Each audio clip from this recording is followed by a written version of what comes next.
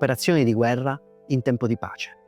È la verità messa nero su bianco dalla Procura di Roma su uno dei misteri italiani che nell'ultimo mezzo secolo hanno subito i maggiori depistaggi, disinformazioni, menzogne e abili non detto, la strage di Ustica. Oggi, grazie alle ultime indagini che hanno scandagliato testimonianze, documenti e reperti, possiamo raccontare una volta per tutte il perché il DC-9 Italia, quel 27 giugno del 1980, precipitò con a bordo 81 persone.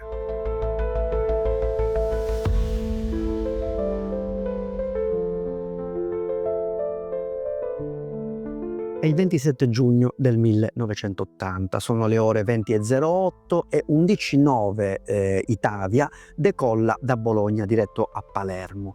A bordo ci sono 81 persone, ma alle 20:59 c'è l'ultimo contatto radio. 4 minuti dopo l'aereo scompare dai radar al largo di Ustica. Non c'è nessun Mayday, nessun segnale, solo il silenzio. Quello che accade in quei minuti per 45 anni è stato oggetto di depistaggi e misteri. Ci hanno detto bomba, incidente, cedimento, ma oggi scopriamo che è successo altro, un atto di guerra in tempo di pace. L'ultimo contatto radio è avvenuto con la torre di controllo di Ciampino alle 20:37, doveva arrivare a Palermo alle 21:45. Da circa mezz'ora è terminata l'autonomia di carburante. Per decenni la versione ufficiale ha negato 3 cose: nessuna esercitazione NATO, nessun caccia in volo, nessuna battaglia aerea. Tutto falso, ovviamente, perché le nuove e recenti indagini smontano quell'alibi. Decine di testimoni hanno confermato che quella notte c'erano jet americani e jet libici e che in cielo si combatteva una guerra segreta e il DC-9 ci è finito in mezzo.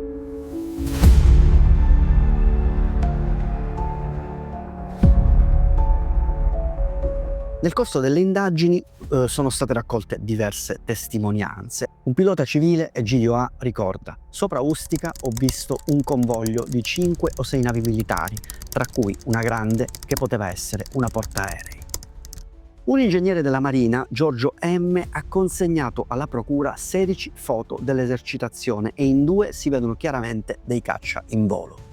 La hostess Marina G ha raccontato: il secondo ufficiale mi ha chiamato per mostrarmi una portaerei, probabilmente americana, con tante navi attorno.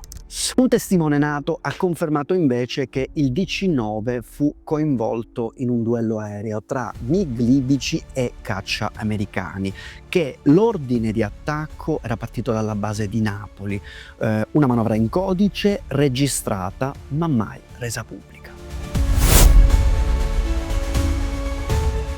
E allora vediamo quello che è accaduto, perché quella notte nei cieli tra le isole Eolie e Ustica era in corso una grande esercitazione della NATO. Navi americane, francesi e italiane con almeno 2 portaerei, la Saratoga statunitense e una francese, incrociavano tra Sicilia e Tirreno. Decine di testimoni tra piloti, militari e civili hanno confermato la presenza di numerosi caccia in volo impegnate in manovre di guerra in tempo di pace.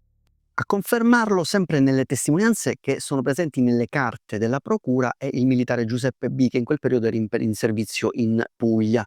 La sera del 27 giugno ero in sala operativa quando scattò l'allarme Delta, il più grave per l'abbattimento di un aereo. La mattina successiva il generale M mi chiamò dicendo: dimentica quello che hai visto e sentito.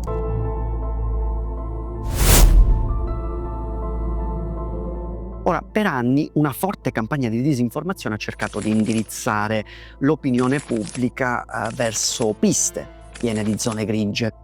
Si è parlato di un cedimento strutturale dell'aereo o addirittura di una bomba terroristica. Ma tante prove oggi potrebbero essere analizzate, soltanto che non sono più a disposizione degli inquirenti, come per esempio il serbatoio di uno dei cacciaamericani, che pure è stato in possesso degli inquirenti, ma che negli anni poi è scomparso insieme ad altre prove. Una delle teorie più accreditate ma smentite da quest'ultima sentenza è quella del missile francese. A rivelarlo fu il presidente della Repubblica Cossiga, ex presidente della Repubblica Cossiga, che in un'intervista televisiva nel 2008 dichiarò di aver saputo da parte di un ex capo del SISMI, che a sua volta ne aveva parlato con l'ex presidente del Consiglio Giuliano Amato, che il DC-9 dell'Italia era stato abbattuto da un missile transalpino. Informarono l'allora sottosegretario di Stato, oggi ministro dell'Interno Giuliano Amato, e anche me, che erano stati francesi.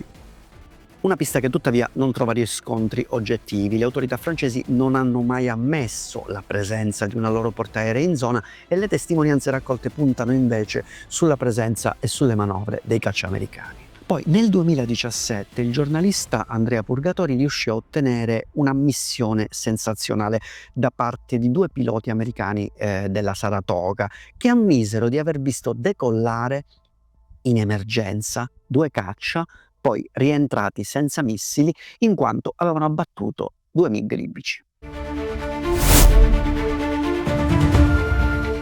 Ora la Procura di Roma ha messo fine alle ambiguità. Il DC-9 fu abbattuto da un caccia, non da un missile francese, come diceva Cossiga, ma da un jet americano, e non per errore, perché sotto l'aereo civile si nascondeva un MiG libico.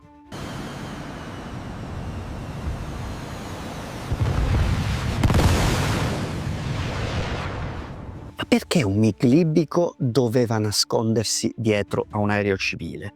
Ebbene, il maresciallo Pasquale M ha dichiarato agli inquirenti in una delle deposizioni che 2 MiG libici quella sera, provenienti dalla Jugoslavia, entrarono nello spazio aereo italiano. A quel punto, per evitare di essere captato dai radar, uno dei 2 MiG si accoda in scia al volo Italia. Tuttavia viene rilevato dall'aerospia AWACS e identificato da 2 F-104 italiani che a quel punto tiravano l'allarme.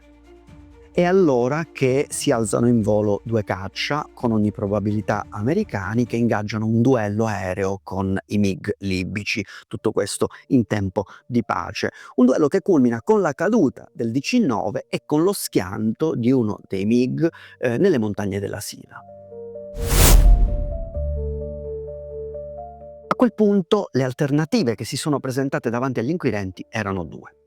Ovvero, l'abbattimento del DC-9 poteva essere causato da un missile, un'ipotesi che è stata definita dai giudici possibile ma non probabile, perché non c'erano prove di un'esplosione esterna nel velivolo, nel relitto ovviamente, oppure, come ormai è stato quasi completamente provato, si è trattato di una quasi collisione, è stata definita, tra uno dei caccia e il DC-9 stesso. In pratica, come hanno spiegato i periti, uno dei caccia è passato a meno di 5 metri dal DC-9, creando una sorta di vortice d'aria che ha lesionato l'ala sinistra, provocando il disastro. Pertanto nessun missile, nessuna bomba, nessun cedimento strutturale. Fu un ingaggio aereo fatale, compiuto, ripeto, in tempo di pace.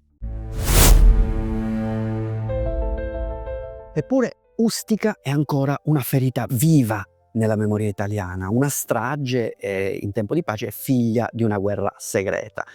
Ora però, dopo 45 anni, sappiamo che il DC-9 fu abbattuto da una manovra militare, ma non sappiamo ancora il nome del pilota di quel velivolo perché nei documenti non esiste.